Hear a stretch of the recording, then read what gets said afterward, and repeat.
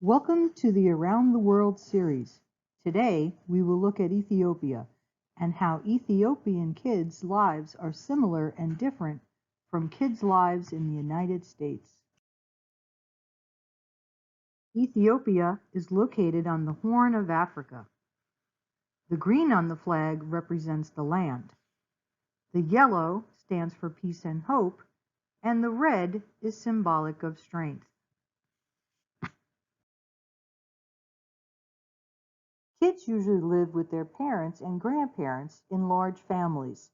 However, more people are starting to move to cities in smaller families. In school, kids learn Amharic, which is the language they speak, and also English, math, science, social studies, and more. Because much of Ethiopia is rural, kids who attend school may have to walk several miles each way. However, long walks are also getting less common. Ethiopians have done really well in track and field during the Olympics. In 1960, an Ethiopian by the name of Abibi Bikila became the first black African to win gold in the Olympics. In addition to track and field, kids loved playing soccer and created the first basketball team in Africa. There are many celebrations in Ethiopia.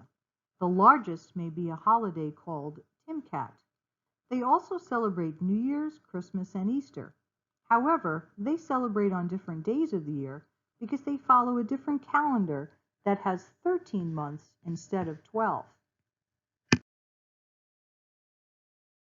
Ethiopians usually eat food with injera, which is a pancake-like bread that is used to scoop up lentils, vegetables, and meats. However, people who live in different areas eat different types of food, just like in the United States.